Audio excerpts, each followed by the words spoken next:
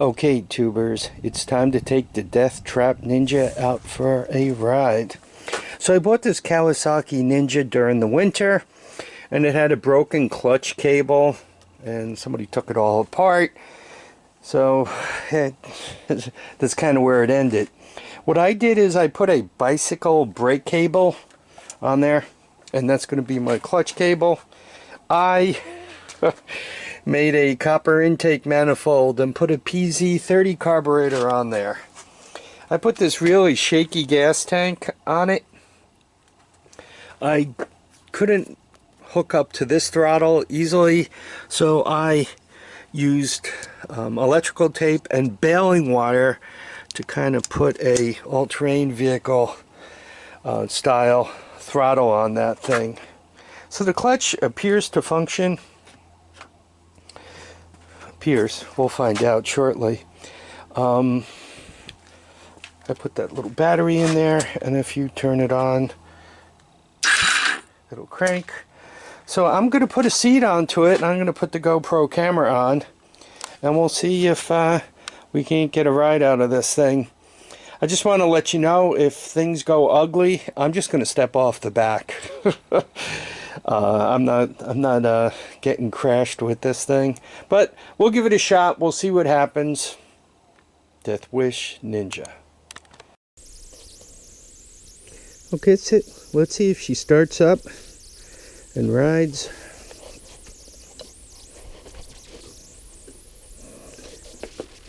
Yeah, this, generally speaking, is not my style, and no, I do not like the way the gas is leaking out of it. But let's see if we can't get a quick ride out of it before bad things happen.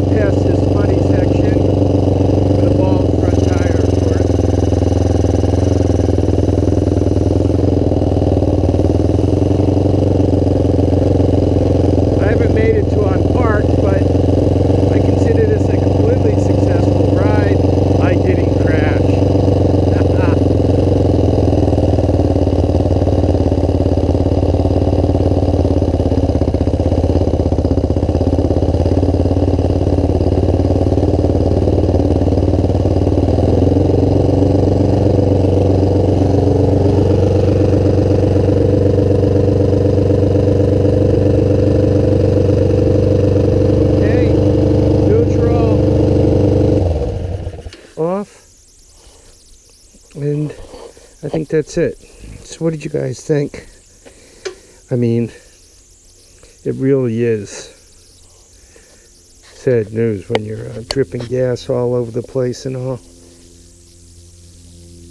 Yeah, the radiator's warm. So I think the coolant is working. I think it's a cool little toy. Generally speaking, the Kawasaki Ninja, if you ever want to get a motor for anything, it seems that these are regularly available, and I think the reason why is they don't carry a huge amount of value, and if you knock them over, between the damage done to the plastic and the lights, you know, perhaps it needs a set of tires, maybe the exhaust gets damaged, or forget about a crash, right? That'll just destroy the whole thing very quickly. Anyway, I think for whatever reason, they get a little bit of road damage and need a set of tires, and people don't want to put the money into them. So they really do seem to be available regularly for a conversion type project, putting that engine on a go-kart or something. Where am I with this? It obviously starts and runs and moves and rides. The clutch works, the gears work. By the way, the brakes work front and back. So if one wanted to put an extreme amount of money into this thing, they could probably get it roadworthy again. I live in New York, which means all the lights have to work, all that stuff has to work. A friend of mine had a motorcycle in Massachusetts, and he didn't have to go through inspection. I mean, a cop could pull you over and run you through a quick safety inspection anytime, and you could get a ticket. But Massachusetts didn't require him to get his motorcycle inspected. So if you have all the general speaking lights and all that other stuff on it, you could get out and you could ride, as long as you keep your registration up to par. Only a fool would take a tire like that out on the road, especially if it's sort of terrain a little bit. You could end up in the buckwheat or worse very quickly. So I guess my plans are, I'm going to figure out what cart or lawn tractor or whatever I'm going to put that engine on. And then I'd like to put a 200cc Predator with a torque converter on this thing. I think it'd be a great bike for tooling around, especially if I manage to get the speedometer hooked up again, right, and all that other stuff. I think it'd just be a blast to fly around on. One thing I got to do pretty quickly, I have to do something with this. This just looks like it could cause one to bleed. So I really want to fix those, put a grab bar or something in the back. Okay, I hope you guys enjoyed this video. The Death Trap Ninja. I want you all to keep your feet down, your heads up. I want you to get out there and enjoy each and every day. Bye now.